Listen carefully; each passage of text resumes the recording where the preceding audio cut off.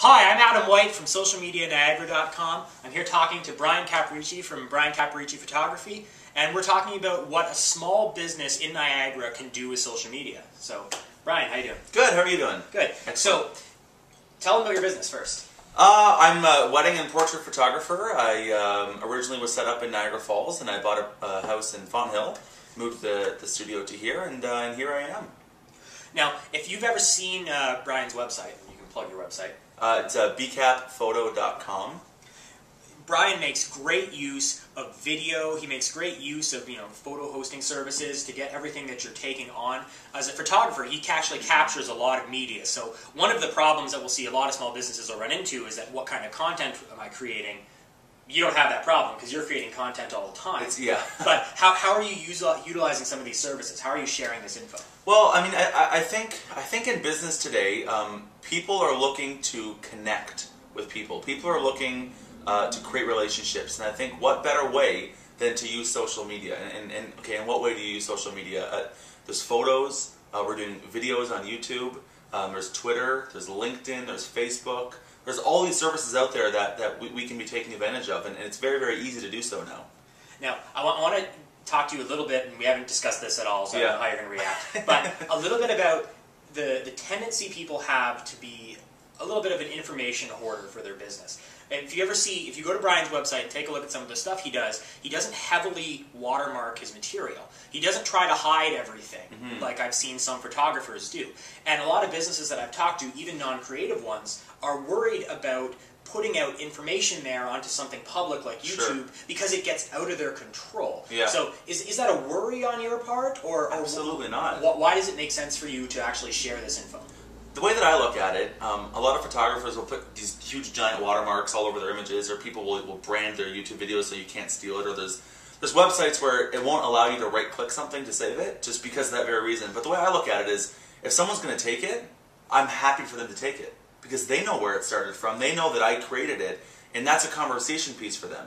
If somebody takes a photo off of my Facebook and makes it their desktop picture, I'm totally fine with that, because next time their friend comes over and says, "Oh my gosh, that photo's amazing," I'm like, they're going to say, "Well, yeah, that was Bryan Caporicci, our photographer." So it gives them a reason. If you try and stop them from doing it, they're going to do it anyways. I mean, isn't that the nature of society? Well, I mean, especially with the internet, and I think you see the music industry sees this, is that as soon as you try to put restrictions on content that people can easily get around, especially in a digital medium, people are going to end up getting around it anyway. Yeah. So why fight it if you can engage people? So let's break this down and talk about a few little projects that you're doing, and then maybe a few of the social services. Sure. So if you want to talk to me about Portraits of Pelham.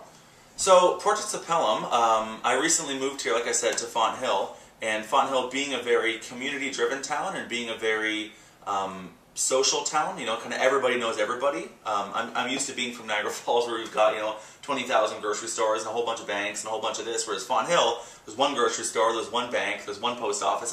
It's a very small town. 20,000's a little bit. Well, it's maybe not 20,000, but anyway. So when I came to Fonthill, I kind of wanted to see who's who, to meet who's who, to introduce myself to the community, and I figured what better way than to share my talent as a photographer than to do what I call Portraits of Pelham. So what Portraits of Pelham is I'm getting out there, I'm meeting some business people, I'm meeting some influential people in the area, and I'm photographing them. I'm creating a portrait of them in their environment that kind of uniquely describes who they are as a person and who they are in the community. For example, I photographed one of the local painters in the area, and he owns a Benjamin Moore here. So I photographed him with a whole bunch of paint swatches in behind him, with a whole bunch of paint cans in front of it, and it's very environmental, and it really tells who he is through the portrait. So in doing this, I'm meeting other business people, I'm exposing them, telling their story to the area, and it's a win-win for everybody. And there's a lesson here in terms of content creation too, because when a lot of people get into these social networks and they say, okay, well, what do I share? What do I post to my blog? What do I put on Flickr or on YouTube? And they'll look at their existing business and they say, okay, well, we don't create photographs. We don't create YouTube-ready things to put on there. And what the stretch is for some of these businesses is, okay, well, what can you do using the actual talents and passions that you have in-house? And this is one of those examples of that. Sure. You created this project, you've gone out there and photographed them. So it's using your existing skill set, but you're creating something new that you can then turn around and expose socially and expose on the web and use it to help build your reputation, build your brand. Exactly. And that's really the stretch that a lot of Niagara businesses are going to have to make.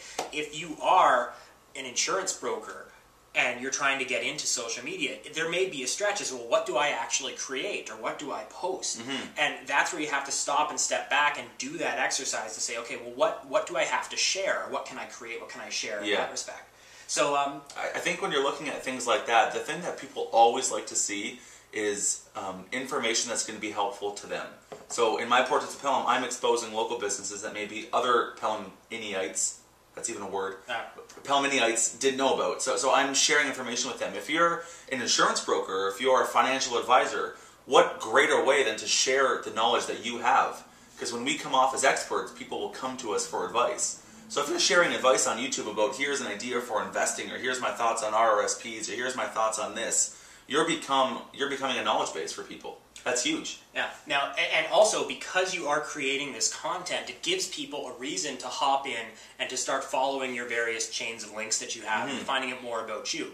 What we see is that a lot of businesses will step in and they'll create, say, a Facebook page or a Twitter page, and then what they do is they spend a lot of time begging people to become their friends or their followers or their fans or whatever the paradigm is in that social network. Here, you're creating content that people happen to be seeing via these networks, and then if they jump in and become a Twitter follower or a Facebook fan or anything like that, they're doing it because you engaged them already. Sure, yeah, exactly. And then that's the thing is you need to have a reason for people to check back. I see all the time, and I'm just going to use Facebook as an example, but photographers they create Facebook groups, they create Facebook pages for their business, and they post a couple photos here and there, and then they expect all their friends to join it. And then they wonder why 2 months down the road why people are leaving the group. It's because they're not giving them any reason to stay there. They're not utilizing the crowd that they have right in front of them. You have to offer a value proposition, and you have to offer it constantly. A lot of these networks are predicated on real time, and this is Twitter's fault. And Facebook has become more and more real time as a result of trying to compete with Twitter, is that if you're not offering these things repeatedly over time, then people are going to forget about it and they're going to fade away from it. Exactly. I mean, it is difficult when you get into something like Facebook, where the whole paradigm is that you're a fan of something. Yeah. Well, if you're going to be a fan of something, then you got to be pretty engaged with it. You better be really a fan like it. of a band, but I'm not necessarily going to be a fan of my financial advisor, even though I find my financial advisor quite useful. Yeah. But if they are offering useful information that I'm going to be coming back to and I'm going to be engaged with, then I might be more willing to click on that without having to be begged for it. A really good example of that, like being new to the area, there's a website here called mypelham.com, and what they do is they promote events, they promote businesses, they promote what's happening in the community. I follow them on Twitter because I'm interested in hearing what's happening in the community, and they're tweeting about it. Right. They're giving me a reason to follow them. They're giving me a reason to participate in that conversation. That's huge. Right, and that's really how that works. So let's talk about Twitter just for a second here. Do you find Twitter works for you more in a business-to-business standpoint, or does it really expose you to new people, or how do you utilize it? Well, I think the way that I dissect things, Twitter for me isn't for my wedding and portrait clients, because I find that generally the general public hasn't really adapted to Twitter yet as much as businesses have. So I look at more as a business-to-business and photographer-to-photographer marketing tool. I give workshops and seminars to other photographers, and I use Twitter as a medium to connect those photographers, to add value to those photographers, and to promote the workshops that I give. And it's also great for other marketing techniques with our businesses in the area. I've connected with my library on Twitter, the Pelham Library. How cool is that? So if they have like a book sale happening, or a reading, or an event, or whatever it is, they're tweeting about it, I'm listening, and it goes back and forth. They've retweeted things I've said. It's a good business-to-business thing. I'm not sure if it's gotten to the point where it's business-to-consumer yet. I think it will eventually, though. And I think maybe that might be one of the challenges that Niagara businesses are running into, is that I'll see a lot of great Niagara businesses will set up a Twitter account, and then what they'll do is maybe once or twice a week they'll post something about their specials or something like that, but they haven't gone and leveraged any of those existing connections. You knew a lot of these photographers before you connected with them on Twitter, and then when you connected with them on Twitter, well, that gave you that added social layer to your relationship with them. That, I think, is a step that a lot of Niagara businesses haven't taken. So when you get on there and find the other businesses who you may know in person and leverage that existing in-person, real-life social that you have and build on it that way. Yeah, and not only that, the biggest fault that I see with people using, business owners using social media is that they go on and they just plug their stuff. They're just like, workshop and this special and that and this. If you haven't given value to people, there's going to be no reason that they're going to follow you. There's going to be no reason that they're going to listen. You need to give value first, And then they're listening, so when you announce your workshop or you announce your special, they're listening, they're there. If you're just on Facebook, on Twitter to plug your stuff, people aren't going to listen. I think that is a fantastic lesson to leave this on. So I'm here with Bryan Caporicci. I'm Adam White from socialmedianiagara.com, and thank you very much.